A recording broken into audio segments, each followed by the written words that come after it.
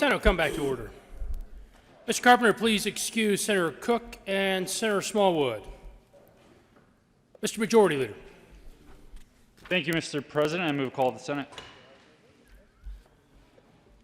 A call of the Senate has been moved and properly sustained. Will the sergeants please close the doors and allow no senators to leave and return all those who are absent to the chambers?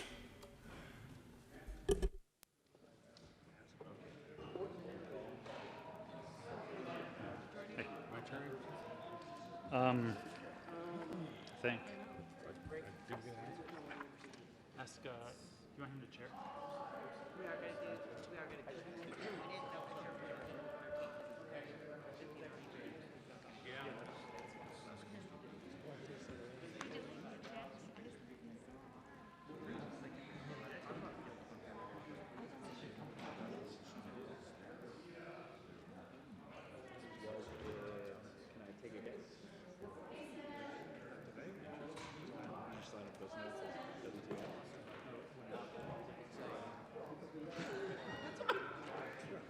He's like, what? I thought you said everyone could attend. He's like, yeah, it's like, come on.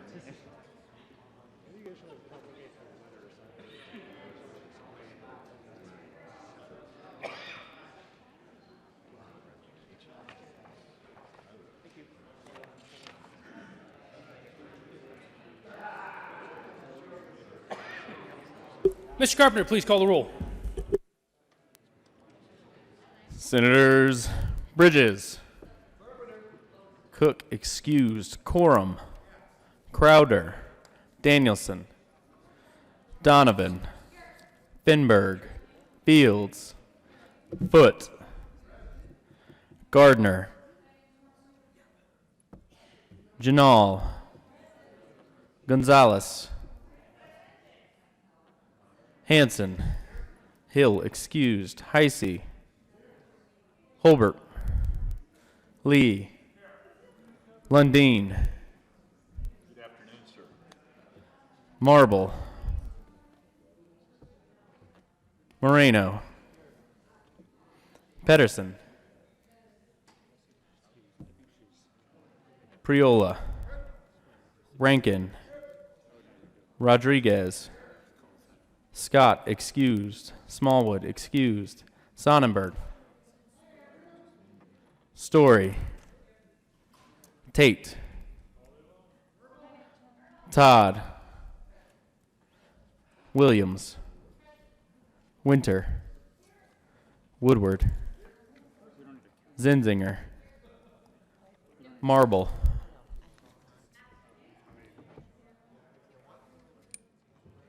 So we're missing Pearson and Gardner.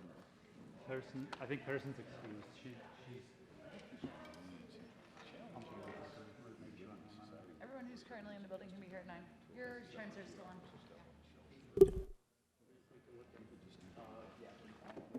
We have calls and been raised. Mr. President. Here.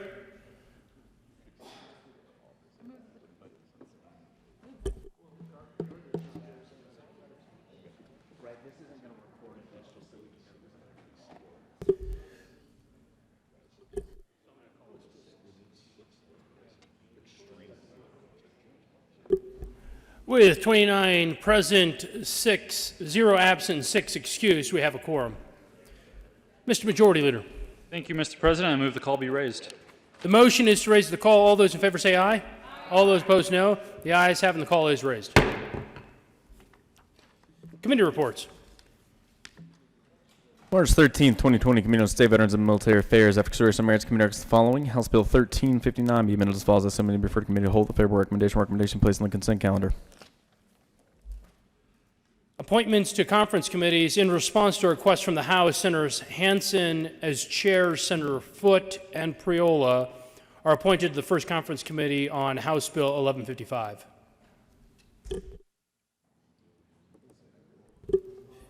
Mr. Carpenter, please excuse Senator Gardner and Senator Pedersen from the roll call. In response to a request from the House, Senator Rodriguez is chair. Senators Bridges and Heisey are appointed to the first conference committee on House Bill 1029.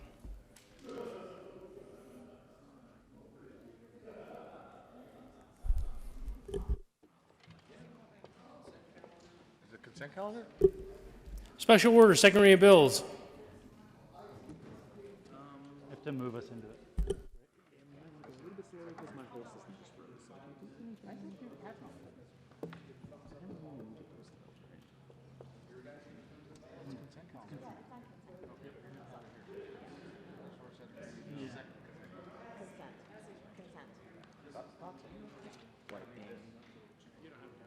I have to move it. But he's maybe missing something.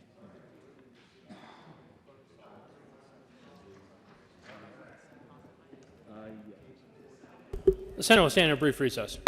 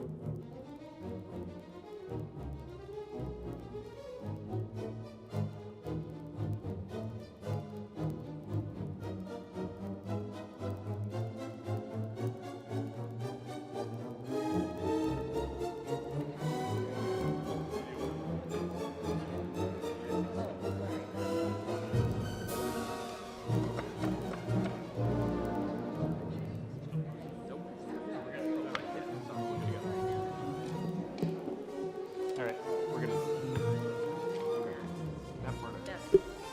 Senate will come back to order. Mr. Majority Leader. Thank you, Mr. President. I move that the Senate take up House Bill 1359 on special orders consent calendar at the hour of 5:14 p.m.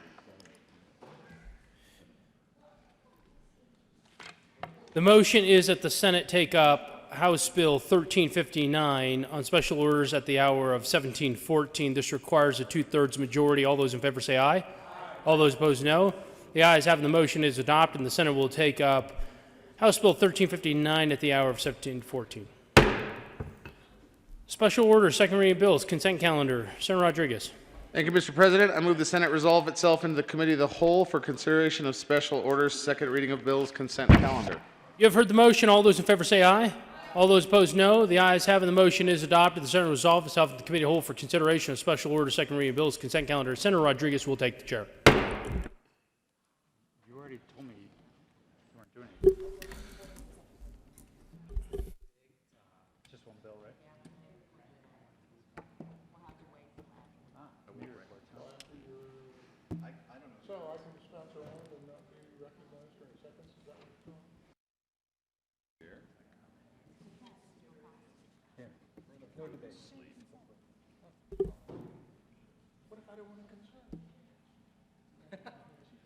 I think you're going to get some objection.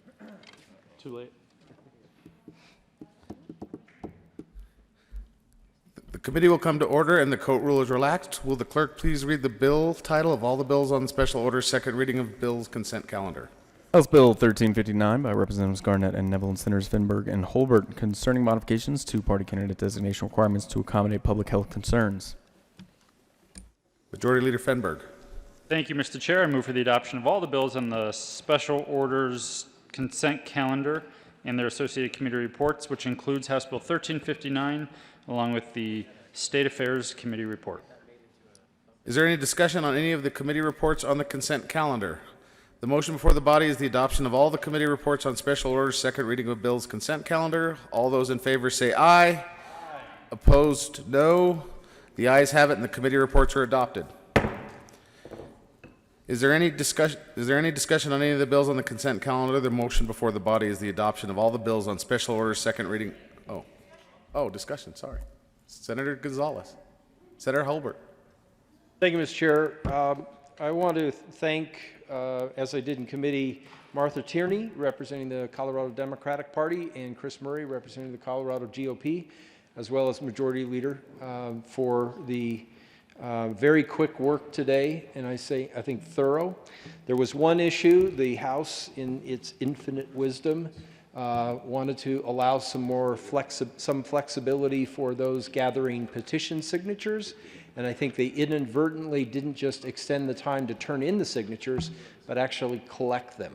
So that has been removed. We do not give petition gatherers an extra 14 days to gather petitions. In case the Secretary's office or a county clerk's office, depending on where those petitions would go, if the office is closed, we give them an extension on business days, and also if the office were somehow to be condemned, the secretary or the clerk could designate another location to turn them in, but they don't have 14 extra days to turn them or to collect signatures. So that was one of the concerns we had coming out of the House. Happy to answer any other questions, but do ask for an aye vote. Senator Quorum. Thank you, Mr. Chair. I had a question coming in from a Senate district, not mine, thankfully, but this will override and rule over local bylaws. Is that correct? Senator Hulbert. Thank you, Mr. Chair. I believe if you consult the state bylaws, at least on our side, I wouldn't presume to be an expert on the other side, but there was discussion. This will not require county parties to amend their bylaws. The county party bylaws are subject to the state party bylaws. So at least for the GOP, there will be a new set of bylaws that are temporary bylaws of the state GOP that conform with this bill, and they will override county bylaws. So there will be no need for a bylaws committee at each county to go through and make these changes. The state party bylaws will supersede, and in this emergency situation, I think that is a very elegant and clean way to handle it. And if the majority leader has a different perspective for his party, I welcome him expressing that, but I think it works the same way on both sides. Senator Gonzalez. Thank you, Mr. Chair. I want to thank everyone who has worked so quickly to try to put forward a meaningful solution in the midst of this crisis.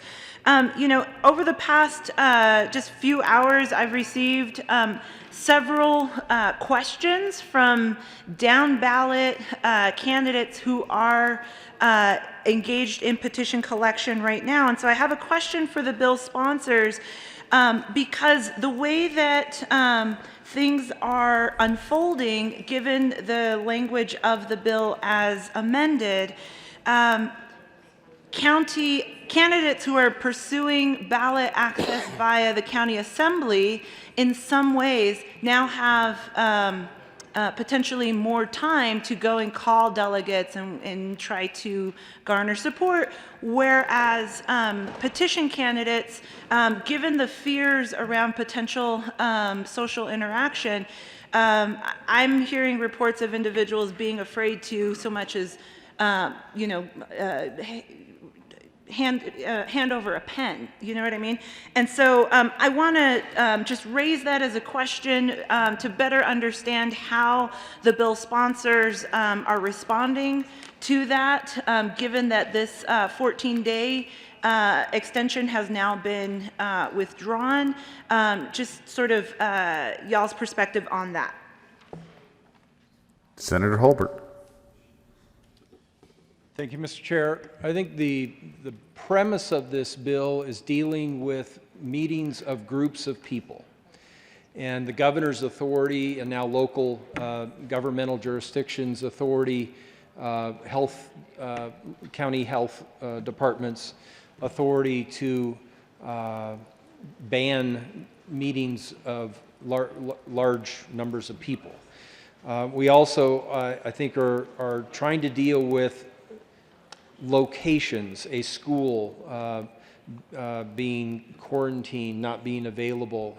The intent is not necessarily to provide more time for assemblies, though it does. The intent is what happens if that location isn't available. And the current law is very strict on meeting notice, the call that is mailed out or emailed out now, if bylaws provide that.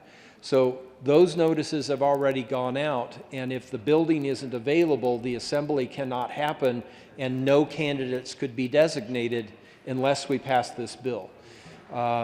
If that extends deadlines in a particular county assembly, those deadlines would be fairly narrow because of the amount of time that exists to designate those candidates and by current statute get them notice to clerks or the secretary. I think a 14-day extension for petition candidates really opens up a door that was not the premise of the bill. I think it also could contribute to candidates not succeeding at assembly and then trying to go to the petition route, which is something that's already set in law. So it is probably not a perfect solution, but I hope that you can support it.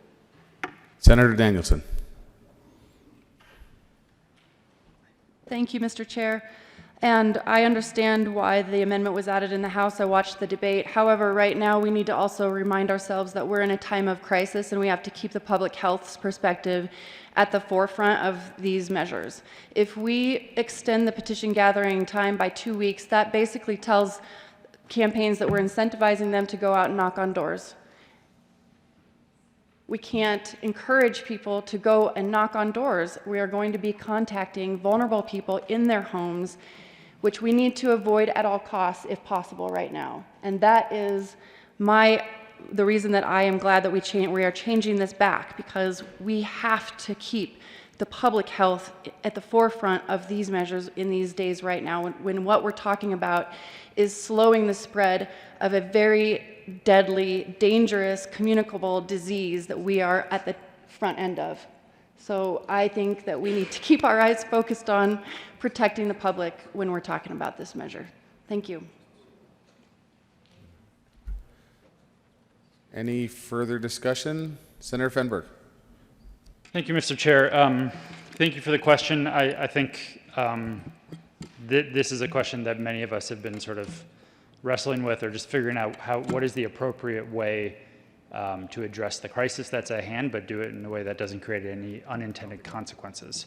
My sense, I mean, for one thing, the good senator from Vail was talking this morning about how the Pickens County Assembly for the Democratic Party is on Tuesday. Pickens County is one of the areas where there is a massive, well, I don't want to create hysteria. There's an outbreak. There's a hot spot at least. I don't think anybody wants them meeting in a gymnasium or something on Tuesday. I understand the concern. I would argue that actually the changing the date for a county assembly to meet doesn't actually give someone an advantage compared to someone petitioning. It only changes the dates for the people going to county assembly. So the two candidates that are going the county assembly route, both are given the extension. That doesn't mean that the petition person who's not competing to be on the county assembly, to be at the county assembly to get on the ballot, doesn't mean they should get extra time because they're not going through county assembly. So it's not totally comparing apples to apples, in my opinion. The other thing I wanted to say is this bill got introduced yesterday. Obviously, this is not how we normally do business. I think the world is not doing business how they normally do it right now, right? So this is not ideal. I think everybody will agree. We've been scrambling for the last 48 hours to get this bill through. And that's not to say, therefore, forgive us if it's not ideal. But what I do want to remind folks is that we are in a declared state of emergency. And that's not to say, therefore, let's have imperfect legislation. My point, though, is that the governor's office, the governor himself, actually has quite a bit more authority right now to address public health issues. And the reason why I am okay with this bill moving the way it is, and the manner in which the bill is being drafted and what's actually in the bill, is because if there is something that we didn't catch, or if there is something that we probably should have addressed, but there's maybe still something left that could potentially put people in danger by participating in democracy because of what's going on right now, the governor's office does have authority to do an executive order on something like changing a deadline or saying, yeah, that county seat office was closed on such and such day when the legislation didn't address this, so I can pass an executive order that says you have an extra day. The governor's office has that authority, probably working in conjunction with the Secretary of State's office to do emergency rulemaking or executive orders.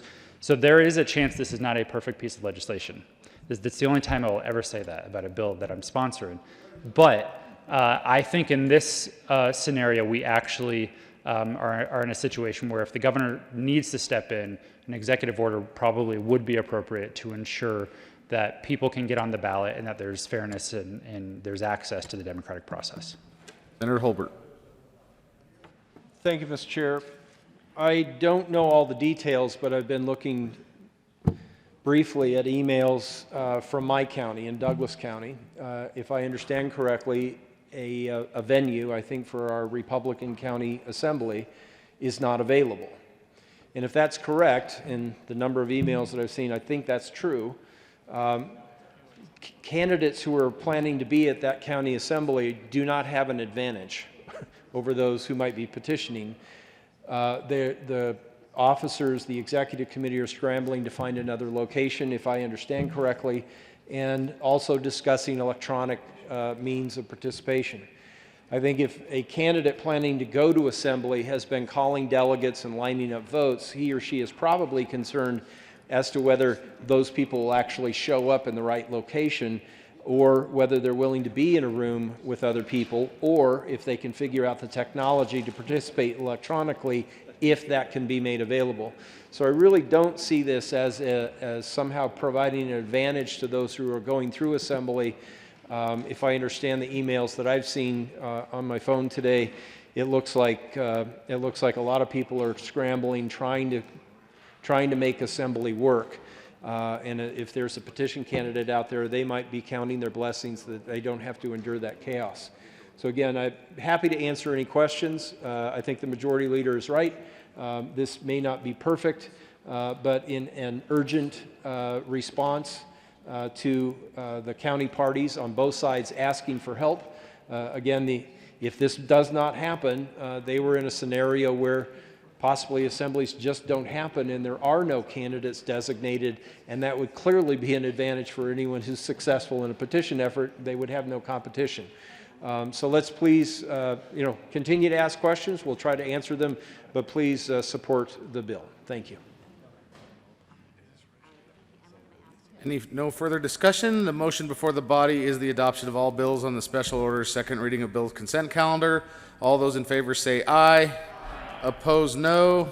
The ayes have it. The bills are adopted. The bill is adopted. Majority Leader Fenberg. Thank you, Mr. Chair. I move the committee rise and report. The motion for the committee to rise and report. All those in favor say aye. Opposed, no. The ayes have it, and the motion is adopted. The committee will rise and report.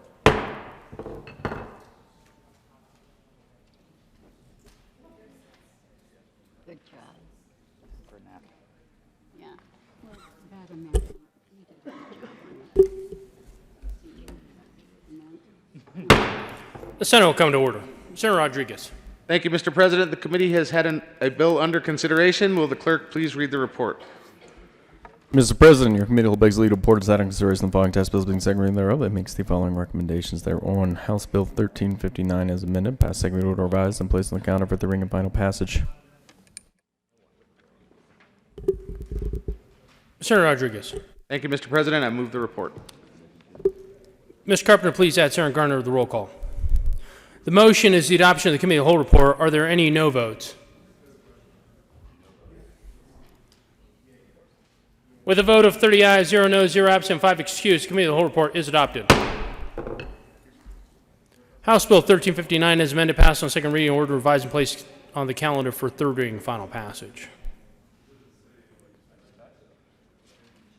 Announcements. Signing bills. The President has signed House Bill 1010, 1051, 1067, 1087, 1156.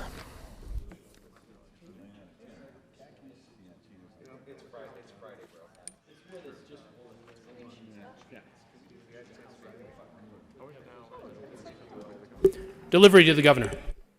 To the governor for signature on Friday, March 13, 2020 at 4:45 p.m. Senate Bill 1739 and 100. Announcements. Are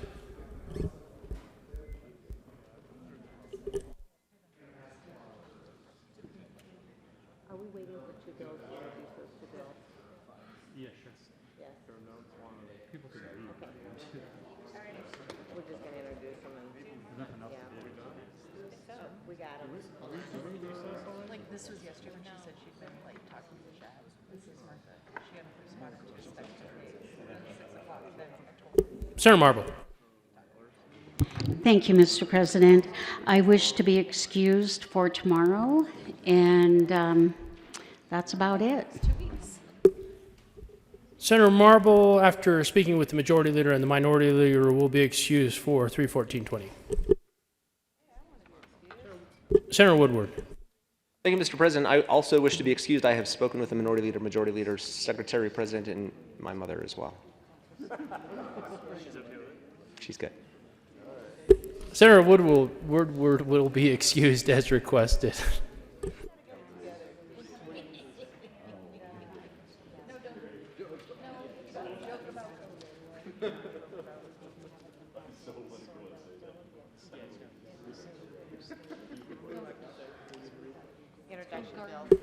Introduction of bills. House Bill 1001 by Representatives Larson and Mullick concerns Bridges and Priola concerning nicotine product regulations in connection therewith making an appropriation. Finance. House Bill 1302 by Representative Lantina and Senator Danielson concerning changes to improve the protection services for at-risk adults. Health and Human Services.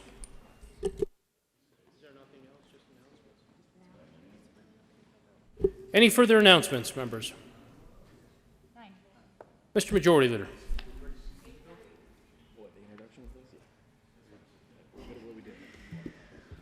Thank you, Mr. President. Members, thank you all so much for putting in the long day. Obviously, none of this could have been planned, but I appreciate all the flexibility. Thank you to the minority leader for such close cooperation throughout the day. We will be coming in tomorrow morning. Mr. President, I move the Senate adjourn until tomorrow, March 14th at 9 a.m. Members, too, I want to express my appreciation to all of you and your hard work. With that, the motion before the body is that the Senate stand in adjournment until tomorrow, 3/14/20 at 0900 hours. All those in favor say aye. All those opposed, no. The ayes have it, and the Senate will stand in adjournment.